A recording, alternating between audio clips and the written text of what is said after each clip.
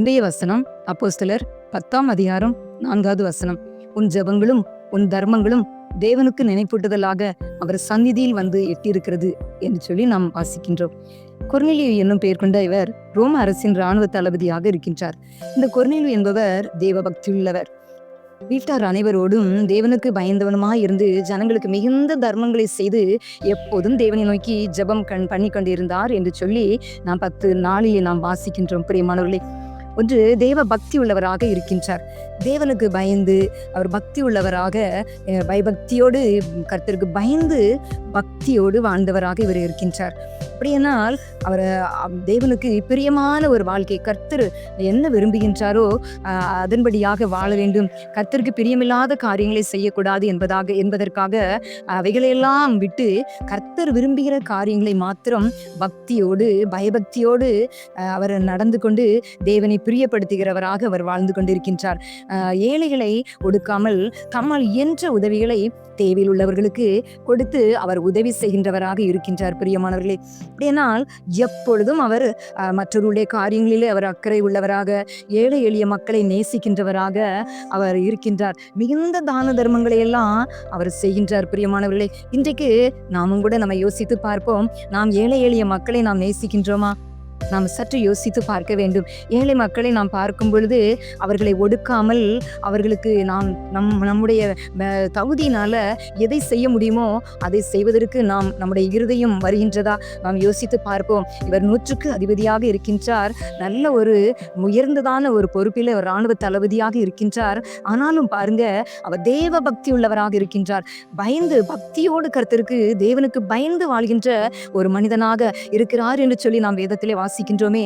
ஏழைகளை ஒடுக்காமல் தம்மால் எவ்வளவு முடியுமோ அந்த அளவுக்கு அந்த ஏழை மக்களுக்கு யாருக்கெல்லாம் உதவி செய்ய முடியுமோ, யாரெல்லாம் தேவைகளோடு இருக்கிறாங்களோ, கண்ணீரோடு இருக்கிறாங்களோ, அந்த மக்களுக்கு உதவி செய்வதற்கு அவர் ஆயத்தமாய் இருக்கின்றார். பிரியமானவர்களே, இன்றைக்கு நாமும் கூட அப்படிப்பட்ட காரியங்களை செய்வதற்காக நமக்கு கர்த்தர் கொடுத்திருக்கின்ற அந்த நம் வருமானங்களிலே கர்த்தர் நம்மளை ஆசீர்வதிக்கிறதில் இருந்து நாமும் கூட அப்படியாக கொடுக்கும்போது கர்த்தர் நம்மை நோக்கி பார்க்கின்றார். பிரியமானவர்களே, அப்படியானால் இப்படியாக நாம் பார்க்கிறோம். எப்பொழுதும் அவர் ஜெபம் பண்ணுகின்ற ஒரு அனுபவம் அவருக்கு இருந்தது. பிரியமானவர்களே, நாம் அப்படியானால் அவர் இவ்வளோ உயர்ந்த ஒரு பதவியிலே ஒரு உயர்வான அந்தஸ்திலே இருந்தாலும் கூட எப்பொழுதும் ஜெபம் பண்ணுகின்ற ஒரு அனுபவம் இருந்தது என்று சொல்லி பார்க்கிறோம். கர்த்தரோடு ஐக்கியமுடையவராக வாழ்கின்றார்.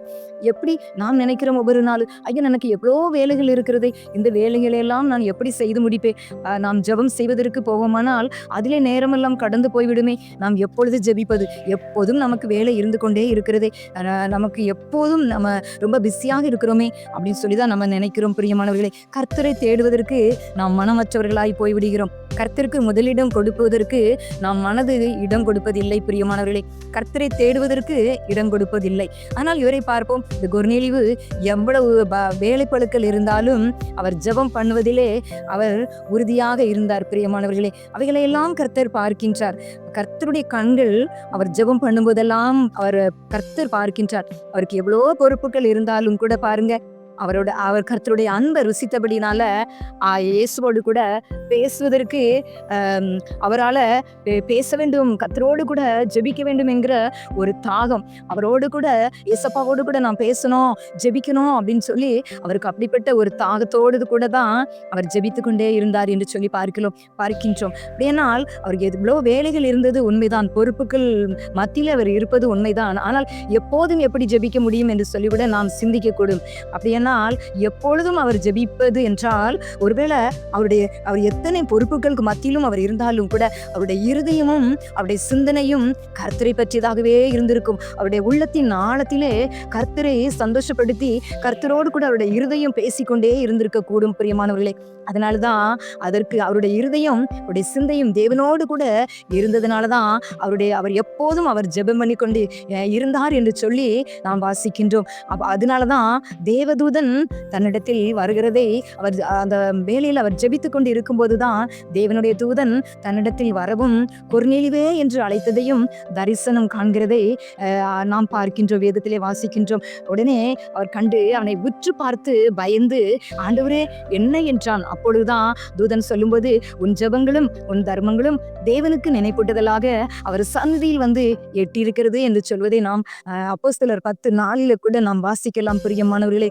அப்படியானால் அவர் ஜெபித்துக் கொண்டு இருக்கும்போதுதான் தேவதூதனை கர்த்தர் அனுப்புகின்றார். தூதன் வந்து உன்னுடைய தான தர்மங்கள் தேவனுக்குடைய சமூகத்திலே போய் எட்டி இருக்கிறது பான்னு சொல்லி தேவதூதன் வந்து சொல்வதை நாம் பார்க்கின்றோம். அப்படியானால் இன்றைக்கும் கூட அவர் அன்றைக்கு அப்படியெல்லாம் நினைத்திருப்பாரோ என்னவோ தெரியல, அவர் கர்த்தருக்கு பிரியமான ஒரு தான தர்மங்களை அவர் செய்ததுனால தன்னுடைய இருதயத்தின் உள்ளத்தின் ஆழத்திலே ஒரு பாரத்தோடு ஏழை எளிய மக்களுக்கு அவர் கொடுத்து உதவினதுனால அவருடைய இருதயத்தை கர்த்தர் பார்த்து அந்த தான தர்மங்களை எல்லாம் கர்த்தர் அங்கீகரித்தார். பிரியமானவர்களே, அது கர்த்தருடைய சமூகத்திலே அது பிரதியாக காணப்பட்டபடினாலதான் அந்த தூதனை அனுப்பி தூதன் வந்து சொல்கின்றதை நாம் பார்க்கின்றோம். அப்படியானால் இன்றைக்கும் கூட நாமும் கூட ஒரு கொர்நேலியுவை போல தேவ பக்தி உள்ளவர்களாக, ஜெபம் செய்கின்றவர்களாக, மிகுந்த தான தர்மங்களை பண்ணுகிறவர்களாக நாமும் காணப்படும் போது கூட கர்த்தர் அதை பார்க்கின்றார். உண்மையாய் தேவனுக்கு பிரியமான ஒரு தர்மத்தை நாம் செய்கின்றவர்களாக நாம் இருக்கும்போது கர்த்தர் அதை அங்கீகரிக்கின்றார். பிரியமானவர்களே, மனிதர்கள் பார்க்காமல் இருக்கலாம்,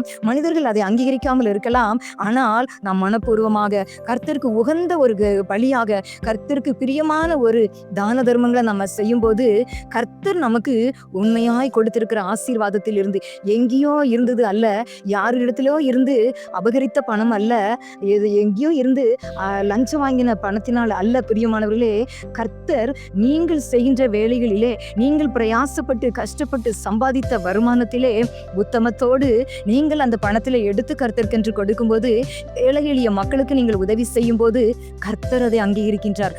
அந்த தான தர்மங்களை கர்த்தர் அங்கீகரிக்கின்றார். பிரியமானவர்களை, எங்கேயோ இல்ல, யாரோ கொடுத்த பணம் அல்ல, ஏதோ ஒரு வட்டி பணம் அல்ல. பிரியமானவர்களே, யாரிடத்திலிருந்தோ லஞ்சம் ஊழல் வாங்கி ஏழை எளியவர்களுக்கு நாங்கள் உதவி செய்தோம், மற்றவர்களுக்கு நாங்கள் உதவி செய்தோம் என்று அல்ல. பிரியமானவர்களே, உங்களுக்கு கர்த்தர் கொடுத்த, நீங்கள் கையிட்டு செய்கின்ற வேலைகளிலே கர்த்தர் உங்களுக்கு ஆசீர்வாதத்தை கட்டளையிட்டதில்லை. நீங்க கஷ்டப்பட்டு சம்பாதித்த வருமானத்துல நீங்க கொஞ்சம், நீங்க நிறைய கொடுக்கணும்னு இல்ல, கர்த்தர் உங்களுக்கு எதை கொடுத்திருக்கின்றாரோ, எவ்வளவு பணம் உங்களுக்கு கொடுத்திருக்கிறாரோ அதுல உங்களுக்கு கர்த்தர் எதை கொடுக்க சொல்கிறாரோ அதுல நீங்க மனப்பூர்வமா மக்களுக்கு, ஏழை கண்ணீரோடு இருக்கிற மக்களுக்கு, துயரத்தோடு இருக்கிற மக்களுக்கு, உதவியற்ற மக்களுக்கு நீங்க கொடுக்கும் போது கர்த்தர் அதை அங்கீகரித்து அதற்கேற்ற பலனை நிச்சயமா பரலோகத்துல கணக்கு வைப்பார். பிரியமானவர்களே, பரலோகத்துல மாத்திரமல்ல, இந்த பூலோகத்துல உங்களுக்கு வேண்டிய எல்லா நன்மைகளையும் தந்து, உங்கள் சந்ததிகளையும் சந்ததி சந்ததியாய் அதற்கேற்ற பலனை தந்து உங்களையும் உங்கள் குடும்பங்களையும் உங்கள் பிள்ளைகளையும் உங்கள் சந்ததிகளையும் ஆசீர்வதிப்பார்.